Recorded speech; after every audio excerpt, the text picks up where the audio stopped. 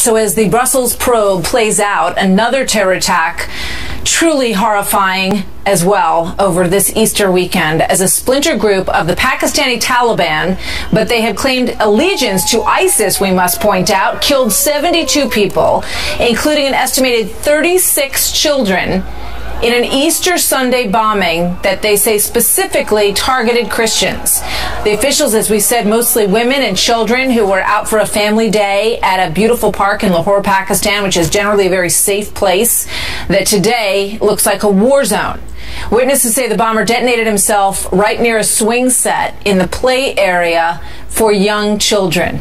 Horrifying photos of the victims make it clear who bore the brunt of this awful attack. Like this woman forced to mourn the death of her son while holding on to her young daughter. It is certainly not the first time that Christians have been the target of terror groups. On March the 4th, gunmen stormed a retirement home that was run by nuns in the port city of Yemen. That killed 15 people, including 4 nuns. Hundreds more Christians are dead over the course of 3 attacks in the months prior, 1,500 over the course of 2015.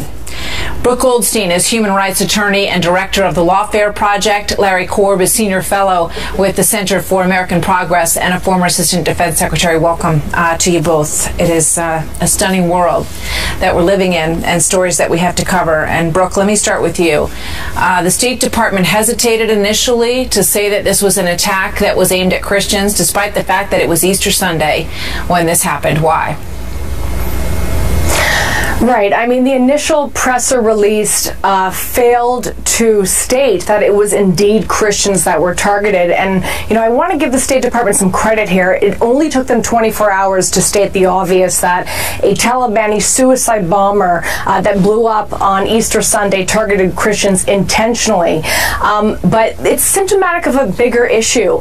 The reason why people are so angry that this initial presser didn't say radical Islam, just like the Brussels presser didn't say that, is because there is a pattern on behalf of the State Department and the Obama administration that is a failure to identify the basic motive of theologically motivated terrorists. The reason why they kill innocent civilians, innocent children in such a brutal fashion is not poverty, it's not economic reasons, it's theologically motivated. And we have an administration that fails to even state the term radical Islam, that uses counterterrorism training manuals that are devoid of the words Islam or jihad, and it frankly does not instill confidence in the American public that we know how to defeat this theologically motivated threat, which is radical Islam. I mean, I want to point out that this Taliban group also has pledged allegiance to ISIS, right? So the idea that these are disparate attacks that are happening around the world that have no common thread in them, that is Islamic radicalism, is a farce, frankly, at this point. Larry Korb, why? Explain to me any rational reason for not connecting the dots of these and treating them as if they were the fight of our generation and a form of fascism or any other fight that a generation has had to fight in the past. Well, the State Department did condemn the attacks. They didn't say that they were directed at Christians right away, because the Pakistani government said that it wasn't. In fact, the district coordinator in Lahore said no, it wasn't against Christians. When we found out about it, then they did say it. But it was horrible. You know, they killed, as you put, 36 of the dead were children. 10 were Christians, 26 were Muslim. And the fact that they done this, yes, this is a big problem.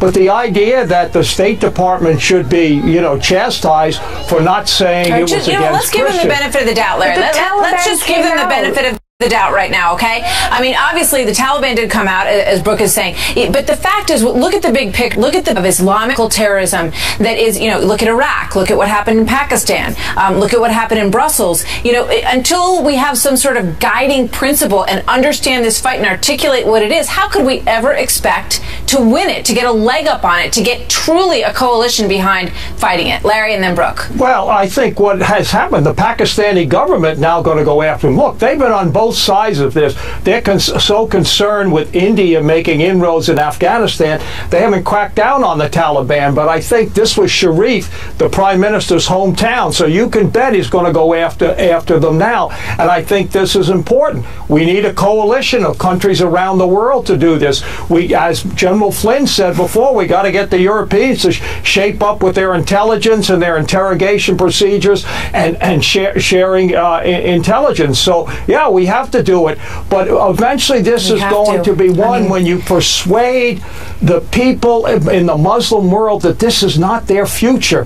This is not who they are. But that is they know that. That's not Believe me, our job. they know that. More Muslims are attacked than any other religious group. So the Muslims are quite aware of it. In Jordan, they're aware of it. In Egypt, they're aware of it. In Pakistan, they're aware of it. But what's lacking is a leadership call to fight this for what it is, Brooke. And a lot of people do look at the president in Cuba and dancing the tango in Argentina, and they wonder, where that is. Where does that come from? Yeah, I mean, it sends the message that we don't take this seriously when we have a president doing the wave, when people are mopping up blood in Brussels. I mean, we exist in a time of Islamophobia mania. You just have to read the State Department's clarification. We had no indication that the motivation they claim was the reason was false. We didn't have the information to confirm overtly it was in fact the case. What does this mean? Just call it for what it is, radical Islam. Every time someone blows themselves up, do we have to have a segment on what is the real Islam, what is the fake Islam? That is not a counterterrorism policy. No, they condemned it. The real question was the target Muslims? We've heard, Larry. We've heard condemning for the past several years. No. They did not condemn Islamist terrorism. They condemned the attack right away. They condemned the attack right away. But they didn't say why Christians are targeted. And they wanted to wait and get all the information. You know, Admiral Kirby, who's a spokesman, is a Navy man like I am, and you know that a lot of times, we don't know what the motivation is. First reports are not true. They're not true. A lot of times the first reports you get from the field are not true. So it's better to make sure you get it right, because if you have to retract it, that also feeds into their narrative. Larry, anybody who watched this can figure out what happened here. Larry, thank you. Condemnation is easy. Everybody condemns this. It's the next steps that we seem to have a tough time with sometimes. Larry and Brooke, thank you very much. Good to have you both with us tonight.